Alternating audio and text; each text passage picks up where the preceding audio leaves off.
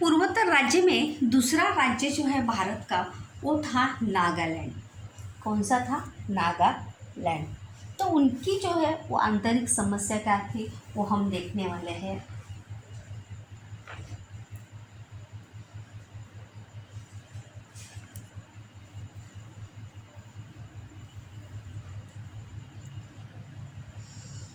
नागालैंड राज्य किस प्रकार अस्तित्व में आया?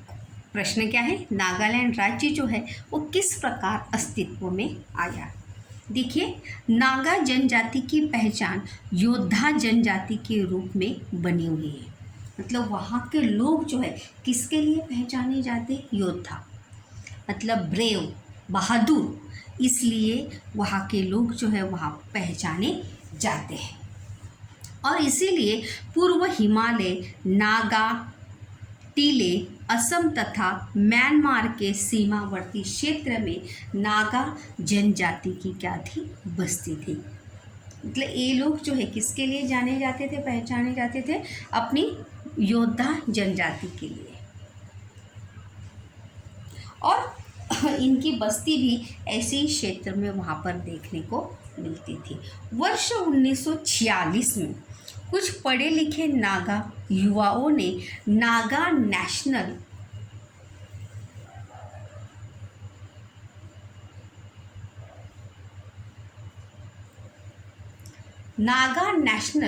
काउंसिल यानी MNC नामक संगठन की जो है वो स्थापना की। मतलब वहाँ के लोग भी क्या थे? साक्षर थे, अपने हक के प्रति, अपने अस्तित्व के प्रति क्या थे? जागरूक थे। तो ऐसे ही कुछ पढ़े लिखे लोगों ने 1946 में जो है वहाँ पर नागा नेशनल काउंसिल यानी NNC की स्थापना जो है वहाँ पर की थी। और आगे चलकर उन्होंने नागालैंड की स्वतंत्र राष्ट्र के रूप में मांग की। और उन्होंने कौन सी मांग रखी थी उनके संगठन ने? कि नागालैंड जो है एक स्वतंत्र राष्ट्र हो, एक स्वतंत्र देश के रूप में उसे क्या मिले? स्वायत्तता मिले या स्वीकृति मिले। उन युवाओं का नेतृत्व जो है अंगामी झापू फिजो कर रहे थे। असत्य जोड़ी के लिए याद रखिए कि उनके उन युवाओं का नेतृत्व, जो युवा पढ़े लिखे थे उनका नेतृत्व जो है वो कौन कर रहे थे? अंगामी झापू फिजो कर रहे थे। और वर्ष 1954 में NNC ने नागालैंड की स्वतंत्र राज्य की स्थापना किए जाने की घोषणा भी उन्होंने कर दी। कि 1954 में उन्होंने क्या घोषणा की? नागालैंड जो है वो क्या है? एक स्वतंत्र राज्य है। ऐसी घोषणा उन्होंने स्वयं ही कर दी और स्वतंत्र राज्य की स्थापना की जाने की घोषणा की। और वर्ष 1955 में असम राइफल्स के सैनिकों और स्थानीय लोगों में हुई मुठभेड़ को दबाने के लिए सैनिक कार्यवाही की गई। और उसके बाद 1955 में असम राइफल्स भी एक संगठन का नाम है वहाँ के ही। तो उनमें जो सैनिक और स्थानीय लोगों में जो मुठभेड़ हुई थी, मुठभेड़ यानी क्या? हाथापाई हुई थी, उसे रोकने के लिए सैनिक की कार्यवाही जो है वहाँ पर की गई। केंद्र सरकार और NNC के बीच बातचीत के अनेक दौर हुए। मतलब वहाँ पर केंद्र सरकार और NNC के बीच जो है बहुत बार क्या हुई? बातचीत हुई। केंद्र सरकार ने नागा बहुल क्षेत्र को संघ शासित प्रदेश का दर्जा देना निश्चित किया और नेफा के नागा बहुल क्षेत्र और स्वेनसांग क्षेत्र को इकट्ठे कर 1 दिसंबर 1963 को नागालैंड राज्य जो है वो क्या हुआ? अस्तित्व में आया। डेट जो है यहाँ पर याद रखिए, असत्य जोड़ी के लिए, रिक्त स्थान के लिए। कब आया अस्तित्व में? 1 दिसंबर 1963 को नागालैंड राज्य जो है वहाँ पर अस्तित्व में आया। एक स्वतंत्र राज्य के रूप में उसे क्या मिला? पहचान वहाँ पर मिली। और उनका संघर्ष जो है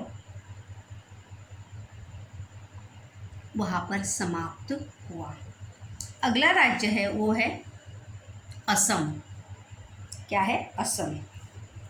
वर्ष 1983 में असम में बांग्ला भाषी स्थलांतरितों के बढ़ते प्रभाव के मुद्दे पर ऑल असम स्टूडेंट्स यूनियन और असम गण संग्राम परिषद, असम गण परिषद जो है वहाँ का एक प्रांतीय दल भी है।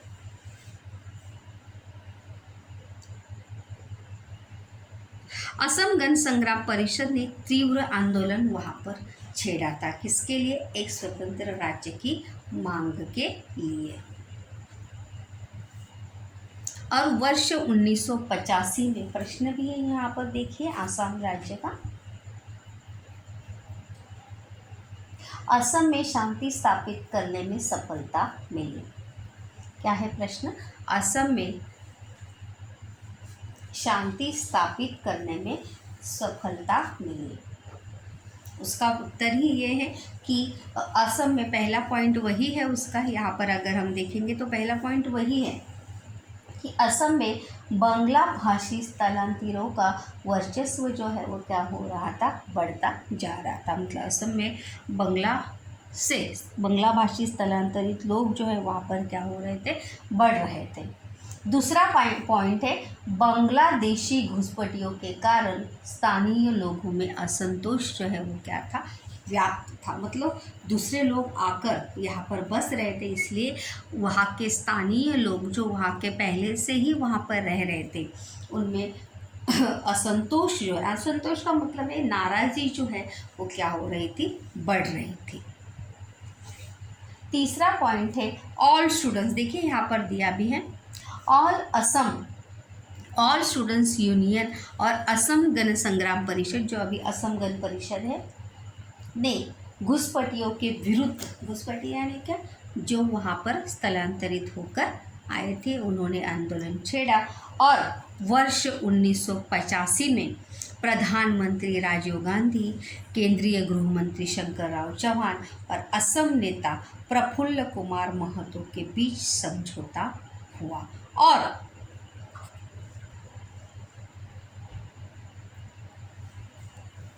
असम के घुसपैठिए बांग्लादेशी नागरिकों को उनके स्थानों पर फिर से भेजना निश्चित हुआ। मतलब जो आसाम से बांग्ला भाषी स्थलांतरित आए थे उन लोगों को अपने घर या अपने स्थान पर भेजना जो है वहाँ पर निश्चित हुआ। जो वहाँ पर रहने आए थे असम में, ये निश्चित हुआ। और वर्ष 1986 में असम विधानसभा चुनाव हुए और असम गण परिषद के, जो अभी मैंने बताया कि असम गण परिषद असम का क्या है? राजनीतिक प्रांतीय दल है, के चुनाव हुए और असम गण परिषद के प्रफुल्ल कुमार महतो क्या बने? मुख्यमंत्री बने। और इस प्रकार असम में मतलब थोड़े ही प्रयासों में असम में शांति प्रस्तापित होने में क्या मिली थी? सफलता मिली थी केंद्र सरकार को। किससे मध्यस्थी से? प्रधानमंत्री राजीव गांधी, केंद्रीय मंत्री शंकरराव चौहान और असम के नेता प्रफुल्ल कुमार महतो के कारण। अगला है अरुणाचल प्रदेश। क्या नाम है प्रांत का? अरुणाचल प्रदेश। वर्ष 1954 में नेफा क्षेत्र की क्या हुई थी? निर्मित हुई थी, हमने देखा भी है और प्रश्न भी है अरुणाचल प्रदेश का। और वर्ष 1972 में इस अरुणाचल प्रदेश उगते सूर्य का प्रदेश कहा जाने लगा। अरुणाचल प्रदेश को क्या कहा जाने लगा? उगते सूर्य का प्रदेश। प्रश्न भी है देखो, उगते सूर्य का प्रदेश जो है वो किसे कहा जाता है? किसे कहा जाता है? अरुणाचल प्रदेश को। किसे कहा जाता है? अरुणाचल प्रदेश को जो है। रिक्त स्थान के लिए याद रखिए, असत्य जोड़ी के लिए भी याद रखते उगते सूर्य का प्रदेश। और 20 फरवरी 1987 को इसे स्वतंत्र संघ राज्य का दर्जा भी दिया गया। एक स्वतंत्र संघ राज्य का दर्जा जो है उसे प्राप्त हुआ। और वर्ष 1960 से 2000 की अवधि में पूर्वोत्तर भारत की यात्रा लोकतंत्र के परिपक्व होने में चलती रही। वर्ष 1960 मतलब जो आंतरिक समस्याएं थी, आंतरिक चुनौतियां थी, उसी के कारण पूर्वोत्तर भारत की यात्रा जो है लोकतंत्र के परिपक्व होने में चलती। लोकतंत्र परिपक्व यानी मैच्योरिटी, सक्षम कब होगा कि जब एक देश के सभी राज्य या सभी क्षेत्र जो है क्या होंगे, एक साथ होंगे, तभी देश का लोकतंत्र क्या होगा, सफल होगा। यह क्षेत्र केंद्र सरकार द्वारा चलाई गई विशेष योजनाओं, औद्योगिकरण और शिक्षा के प्रचार प्रसार के कारण प्रगति पथ पर आगे बढ़ रहा। और इस प्रकार से भारत के जो पूर्वोत्तर राज्य थे उनकी आंतरिक समस्याएं जो है वो क्या हुई, धीरे धीरे दूर होने लगी और उन्हें भी एक स्वतंत्र राज्य का दर्जा जो है वहाँ पर प्राप्त हुआ। लेकिन वहाँ पर पूर्वोत्तर राज्य की समस्या या चुनौतियाँ तो दूर हुई, लेकिन आगे चल के हमारे देश के सामने और भी चुनौतियाँ जो है वो क्या हुई थी, निर्माण हुई थी, आगे आई थी। इसके बारे में चर्चा जो है हम अगले लेक्चर में करेंगे। इस प्रकार से आज के पाठ में जो है हम पहला क्या देखा था, पंजाब में असंतोष, और दूसरा क्या देखा था, दूसरी चुनौती कौन सी देखी थी, पूर्वोत्तर भारत के राज्य और उनकी समस्याएं, और किस प्रकार उन राज्यों में विद्रोह या हिंसा न पनपते हुए किस प्रकार उन्हें एक स्वतंत्र राज्य का दर्जा प्राप्त हुआ और एक सक्षम लोकतंत्र भारत का बना रहे, उस दिशा में एक कदम जो है हमारे देश ने बढ़ाया था।